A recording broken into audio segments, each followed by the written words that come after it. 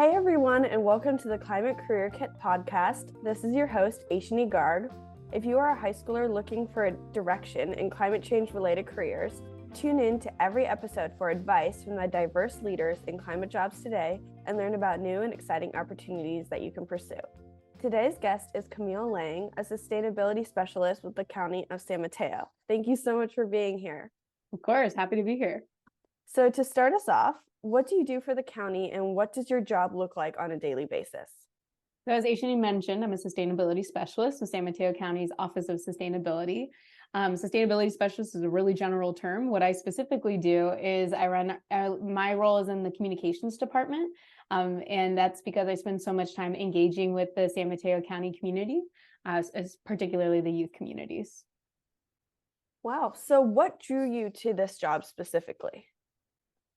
Gosh, I've been thinking about this a lot recently. I've been trying to navigate like my values as a person and how that intersect with like the work I do and like the 40 hours a week I have to spend like doing my thing. So I'm really happy that you asked this.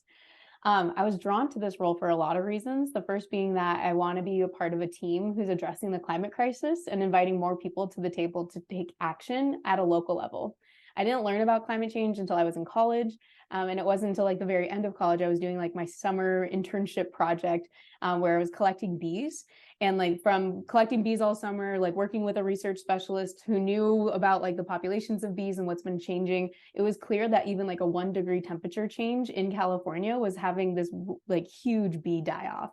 And so like it started making more sense of like, climate is changing. It's not just weird weather we're having. This is like something that's affecting everything. You know, bees are a major pollinator and they affect like it eventually directs how humans interact with like the plant, you know, all the food we eat. So I think like finding out about climate change so late in my life compared to like how much action needs to happen made me really want to find a job where I could talk about climate change with the community, because I felt like that was just missing a lot in my early years.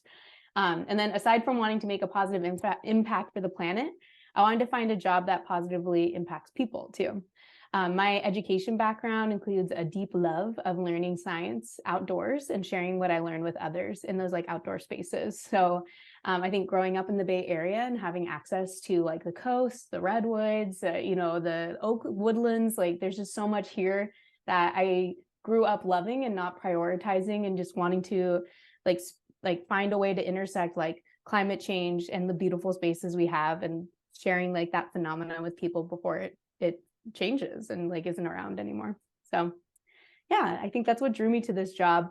And then I also, as I was graduating from college, the presidential administration was changing to a more Republican aligned president, and the immediate impact was that the National Park Service and the Environmental Protection Agency like weren't allowed to post anything on social media.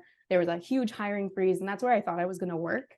And so seeing how quickly government like policy just impacts everything we do really scared me. And so I was really proud to see what California was doing as a state to kind of address those bigger federal issues.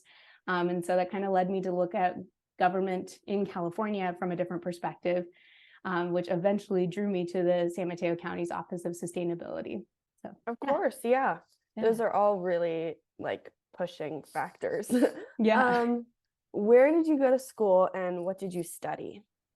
So I just want to put a little plug in for community college. I had no idea what I wanted to do graduating high school. I thought I was going to go into music or be an English teacher or something like that. And it just didn't feel right. I was told a lot in school that I was bad at science, but I wanted to be a marine biologist. And so I was really conflicted about that. So I went to community college so I could have a couple more years to decide what I wanted to do and save money in the process. So I went to De Anza College in Cupertino. And I took what I thought was going to be like an easy A science course. It's called environmental science. There's no test. You just go outside and go hiking. It was like, this is perfect. And that teacher and the passion that she brought to these issues and how fun it was to learn about like chemistry, biology, like all of that in an environmental science setting, just kind of made me consider that as a career option and like something I could actually do for the rest of my life and feel fulfilled.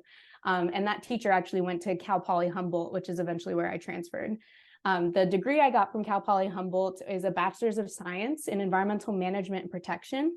And that degree is really big and broad. So they encourage you to select like an option to emphasize in. And I picked environmental education and interpretation. And I also have a minor in marine science because the ocean is so cool. And there's so much, it was just like really fun to learn about. So yeah, my degree's in environmental management protection, emphasis in environmental education and interpretation with a minor in marine science. So, wow. yeah, That's long-winded. I'm also going to Presidio Graduate School, and they're all about like having an MBA, MPA programs, masters of business administration and public administration programs that have sustainable solutions. So I'm doing that right now too. Yeah, that's really cool. Yeah. So what experiences were helpful to you in your sustainability work? This question can be interpreted so many different ways. So I have a couple thoughts that I think really made me into the person I am and the kind of work I produce. So bear with me here as I share. So the first experience I want to go into is kind of tapping into this phenomenon of being a mixed race person and someone that's female identifying, working in the science fields. I think I've come to appreciate representation and supporting younger people that look like me to pursue this work. And that's been so, so important the more I get to work with youth. And I think that's what keeps me coming back and wanting to be out in the field talking to students, because I didn't see people like me talking about this stuff, especially like from the government, like what? So like specifically working on making sure that my programs serve a diverse population of San Mateo County high school students, and that I mention to those student groups who I am as a person and the other aspects of me that I feel like help align with my values in this field. Is like this field is traditionally older, white, and male, and so it's just really important to me that I call that out. Like I'm not that, and that's like but I care about this, and I think if you care about this, you have a seat at this table too. So that's like the first experience I really like would have been drawn to. Another one is not getting what I want, even though I really believe I'm qualified for it. Like I went to school, I have a master or a bachelor's in science. I will have a master's soon, hopefully. But like just seeing that I fit the criteria on paper, but then, something happens where like someone has that graduate degree already and they get picked for the role, or they have more experience in the field.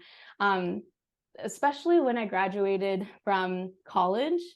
I think like just I grew up in this like being told I was really good at school, and so like all of a sudden graduating college and there's no syllabus, there's no like prerequisites, it's just try. That was really hard for me, and seeing that like I have these qualifications, I know I like got the skills and experience to do this job, and not being selected for it, and having that happen so much right after college, it just made me like I can look back at that now. Like I worked like 4 part-time jobs at different field trip places. I was tired so much every day, but having that rejection and staying motivated to like, no, I'm staying in this field. I'm committed to like talking about climate change at work. Like this is what I have to do. It just made like feeling that rejection and like channeling that into like, I'm not losing hope. I can't. So, like this is not possible. It's just it matters to me, and so I keep trying. And I think that's been a really interesting thing to work through this far in my career. Okay, I have one last experience I wanted to comment on. So working on teams with different opinions and approaches to the work that we do. I think it's been really interesting to work in the Office of Sustainability for San Mateo County, because people are drawn to the roles in that office for a myriad of reasons. Not everyone in my office is like vegetarian or doesn't own a car or buys local and in bulk. Like those are the things I assumed everyone would be on the same page for, because it's like the granola sustainability field, right? But exploring and wanting to learn more about the values of my team has allowed me to appreciate the different opinions and approaches to the work that we do throughout the county. For example, like my current manager is a communications wizard. She's so good at talking or like at communicating a clear and concise idea. And I'm learning so much from her about that, even though we don't necessarily always have the exact same opinion on what needs to be the prioritized communication. Like it's just helpful to have a diverse group of people on the team with unique approaches and opinions, because we just get to grow. And, it reminds me of how important it is to appreciate the unique lived experiences of the people on my team and the people we serve too. Yeah, of course. So what is the most exciting part of your job? Okay, so I think you've seen me like beam ear to ear in our Youth Climate Ambassador workshops. So it makes me really excited when I get to see like youth lead. I think it's just like such a unique perspective to get to watch that happen. Like, I hope that it's happening and then I get to actually see it. It's just nothing more exciting than that. So like I spend time like thinking about the message I want to deliver, developing a curriculum that builds up to that message, and then like seeing students run with that and taking it in all these different directions is just like the most exciting. A recent memory that we both experienced was at the Youth Climate Ambassador Midpoint Retreat this past December. I asked alumni from the program to come and speak about the Community Impact Project that's a part of the YCA program. And there was two people from that are alumni from the program that sat on a panel. And they graduated from the program in different cohorts and were in different waves of the COVID-19 pandemic, but both students were able to confidently speak in front of a group of their peers about the change-making projects that they did through this program. And that, and just like appreciate the guidance and mentorship that they got and like have been just growing as humans outside of that. So it's just like so cool to be there and support students through it for a year and then see where they go and how they continue to expand on their leadership skills and, hopefully like help, lead local climate change solutions. So yeah. Yeah, I'm happy I was part of that exciting experience. Me too. So what advice do you have for someone new to this industry? Oh, yeah. Okay, I got two nuggets. First is don't settle for what we know. The field of climate change and sustainability is changing all the time. There's always new data coming out, tracking the crisis, and innovative solutions that get attention to address those problems. So we can't settle for how things are right now. Instead, I encourage people to, in this field and, otherwise, looking to be professional, to understand the systems that exist and remain curious about the way we approach solutions. And does that solution actually intervene on this bigger system? So don't you dare settle for the way it is. My other piece of advice is kind of addressing like other mental models I catch myself in and just want to constantly remind myself and others for. You don't have to know everything to do something. A lot of the work in my office is piloting new programs and projects because we want to learn, and we learned so much when we just try something new. Like piloting is meant to I don't know how long it's going to go on for, but we're going to do it now and see if it works.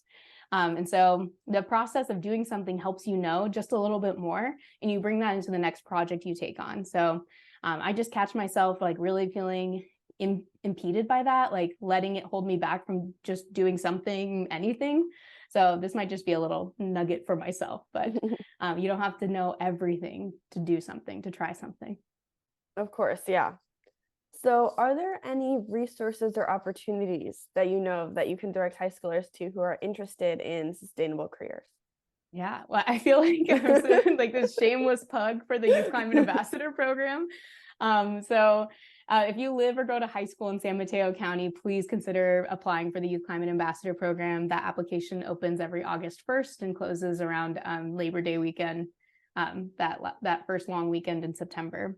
More and more counties and cities are developing programs like this. And so like searching for climate action or youth leadership programs in your area is a great start if you're interested in kind of trying on what it might be like to be in a sustainable career path. I also recommend joining your city, town, or county's youth commission if you're interested in learning more about government policies and the processes for implementing them. Most youth commissions now, at least in California, have a subcommittee dedicated to environmental issues like environmental justice, climate policy, or sustainability. And if they don't have that, then they need someone to start that in their youth commission. So that could be you.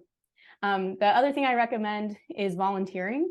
I know it's like a requirement sometimes in high school, but like I really got to see what it was like to be on the inside of these different agencies when I was volunteering there. And like specifically, like when I was in community college, I volunteered at the Monterey Bay Aquarium, and I learned so much about the organization and how much they rely on volunteers to deliver their message, and how important it was to have a clear message that can convey to people like this important issue, no matter where they're at. So just another aspect of it was also, another aspect of understanding what a career in this field looked like to me.